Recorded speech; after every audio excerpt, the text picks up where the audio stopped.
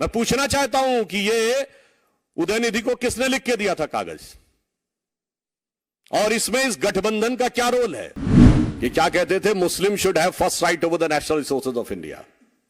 इन्होंने अपने मन से तथा कथित हिंदू आतंकवाद की पूरी थ्योरी गढ़ ली थी।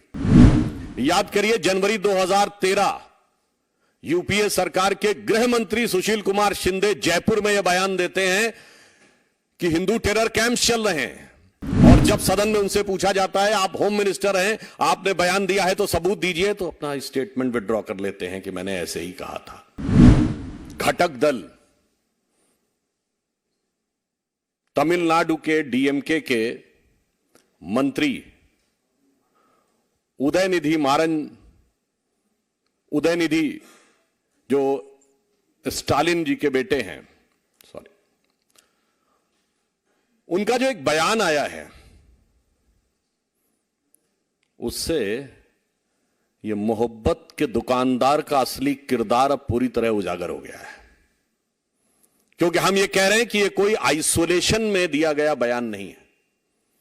This is not an statement given in isolation, but it is having a complete consequential sequence. आप पिछले कुछ समय से देखिए, बिहार के शिक्षा मंत्री पहले हिंदू धर्म ग्रंथों के बारे में बयान देते हैं, ये भी INDIA/घमंडिया के घटक दल हैं। फिर उत्तर प्रदेश में स्वामी प्रसाद मौर्य अभी चंद दिन पहले हिंदू धर्म धोखा है बोल चुके हैं। याद करिए, इससे पहले कर्नाटक में वर्तमान में PWD मिनिस्टर सतीश झारकीवली, जो कांग्रेस पार्टी के हैं, मुख्य घटक घमंडिया गठबंधन का, ये बोल चुके हैं हिंदू शब्द बड़ा गंदा है, जब ये कार्यकारी अध्यक्ष हुआ करते थे कर्नाटक प्रदेश कांग्रेस के। गोपाल इटालिया, जो इस समय आम आदमी पार्टी के महासचिव हैं, जो गुजरात आम आदमी पार्टी के अध्यक्ष हुआ करते थे, वो बोल चुके हैं कि मंदिर नहीं जाना चाहिए, देवी देवताओं की पूजा नहीं करनी चाहिए। और अब उससे पूर्व के भी दौर की बात याद करें तो जब ये सत्ता में थे, जैसे आज आदरणीय गृह मंत्री जी ने बात याद दिलाई है कि क्या कहते थे, मुस्लिम should have first right over the national resources of India. इन्होंने अपने मन से तथा कथित हिंदू आतंकवाद की पूरी थ्योरी गढ़ ली थी।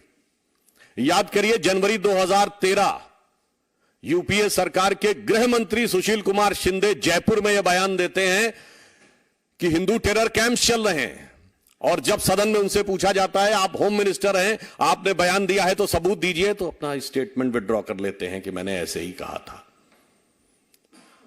इसलिए ये जो घटनाएं हैं ये केवल ऐसे ही नहीं हो रही हैं। इससे पूर्व भी तमिलनाडु में कोलत्तूर गांव, पेरंबूर जिला,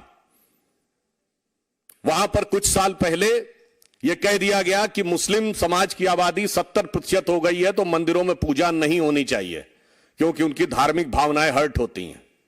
और यही इसी गठबंधन के घटक दल डीएमके की सरकार ने उसे एक्सेप्ट कर लिया। वो तो मद्रास हाई कोर्ट ने इंटरवीन किया कि किसी भी समुदाय का बहुमत हो गया है, इसके आधार पर दूसरे समुदाय की पूजा नहीं रोकी जा सकती। केरल से कश्मीर तक सेकुलरिज्म के सारे सूरमा मुंह में दही जमाकर बैठते रहे।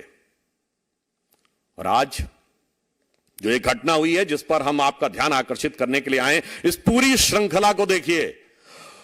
और यह जो घटना हुई है इसमें तमिलनाडु के मंत्री उदयनिधि जिस कॉन्फ्रेंस में पार्टिसिपेट कर रहे थे, उस कॉन्फ्रेंस का शीर्षक क्या था? इरेडिकेशन ऑफ सनातन धर्म। यह कोई बाई चांस मुंह से निकला बयान नहीं था, यह बाकायदा एक कॉन्फ्रेंस हो रही है जिसका शीर्षक है इरेडिकेशन ऑफ सनातन धर्म।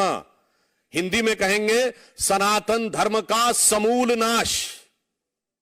इरेडिकेशन की हिंदी हुई सनातन धर्म का समूल नाश। और ऐसा भी नहीं कि वो सीधे बयान दे रहे थे, आप सबने वो क्लिप देखी होगी, पढ़ रहे थे कागज से। इसका मतलब it was well thought after, well written, with a proper design, with a proper conclusion. और यह भी मुझे आश्चर्य हो रहा है, मुंबई में बैठक खत्म हुई और 24 घंटे में धमाका। मैं पूछना चाहता हूं कि यह उदयनिधि को किसने लिख के दिया था कागज, और इसमें इस गठबंधन का क्या रोल है?